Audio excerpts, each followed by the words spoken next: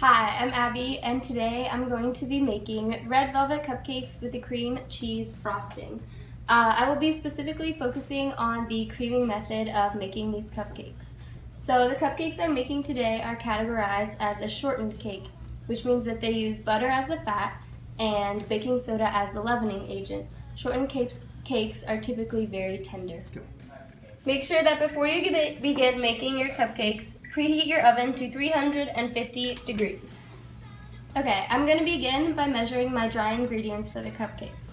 So accuracy when measuring is extremely important, as inaccurate measurements will greatly affect the outcome of your recipe.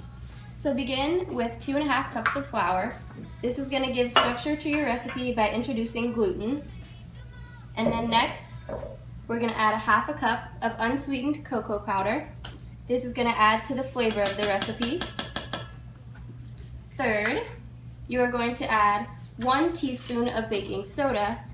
Again, this is going to be the leavening agent in your recipe, which is going to make your cupcakes rise and give them a nice fluffy texture. And then 1/2 teaspoon of salt. This is just going to add, just like the cocoa powder, this is going to add flavor. And then you just want to mix the dry ingredients together. Alright, so once your dry ingredients are fully incorporated together, we're going to set those aside for later. Grab a new bowl, and you're going to need 1 cup or 16 tablespoons of softened butter.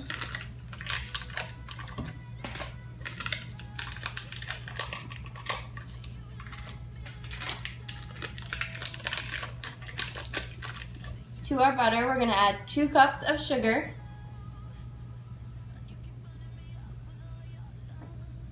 And then, with an electric, either a hand mixer or an electric stand-up mixer, you're going to beat these 2 ingredients until they are light and fluffy. And this is known as the creaming method. The essentials of the creaming method involve fat and sugar, so fat is the butter and then the sugar, mixing those together to get the maximum amount of air bubbles. And then in the oven, these air bubbles are going to expand with the heat and give a light, fluffy texture to your cake.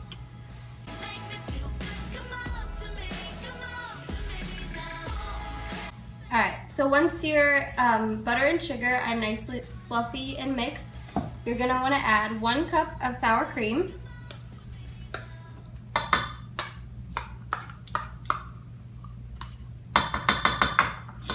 along with 1/2 cup of milk. These 2 ingredients are going to add moisture to your cake, and they're going to help bind the rest of the ingredients together. And then we are also going to add 2 teaspoons of vanilla, which is just going to add to the flavor of the cake, as well as 1 ounce of red food coloring, which will add to the appearance of the cake. Once all of these ingredients are together, mix them again with your hand mixer.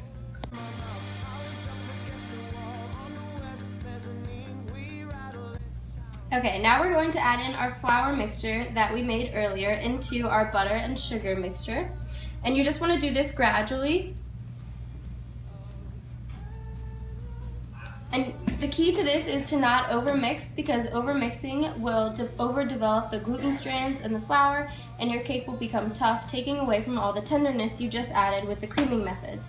So gradually beat in this mixture.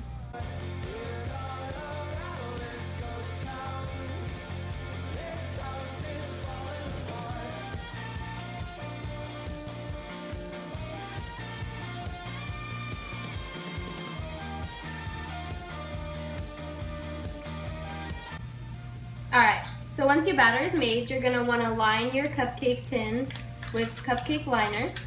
And the cupcake tin that you should probably use is a heavy aluminum one with a dull finish, as any other pan will cause your cupcakes to probably cook unevenly in the oven.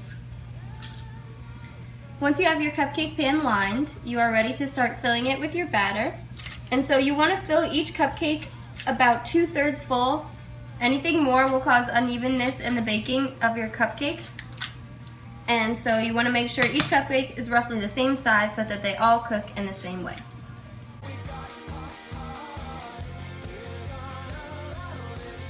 Once your oven is preheated and your cupcakes are ready, you're going to want to put them in your oven heated to 350 degrees. for about 20 minutes or until they are cooked all the way through. While your cupcakes are cooking, you can begin making your cream cheese frosting. So what you're going to want to do is combine 8 ounces of softened cream cheese, 1/4 cup of butter,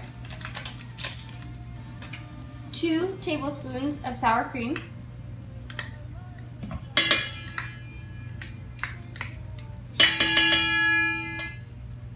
along with 2 teaspoons of vanilla extract, and beat these together.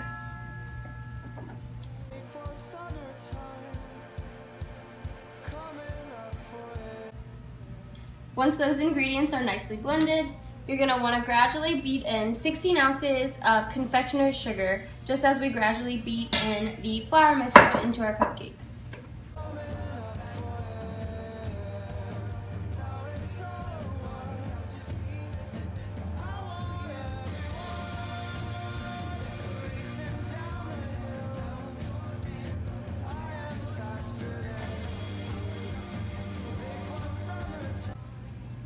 You'll know your frosting is done when it's nice and smooth like this, and if there's any leftover confectioner's sugar on the side, you can grab a rubber spatula and scrape it off and continue to beat it in.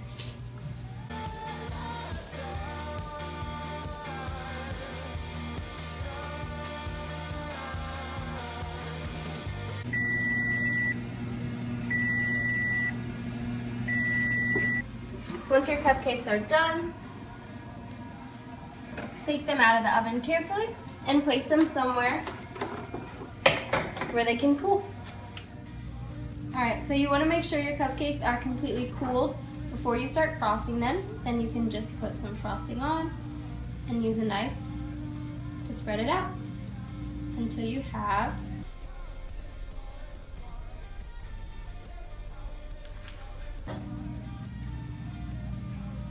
a nicely frosted cupcake. Alright, so to review, you want to use the creaming method in order to cream together your fat and sugar, and make sure you do not overmix your batter in order to get a nice tender product. Oh, it tastes so good. That's delicious.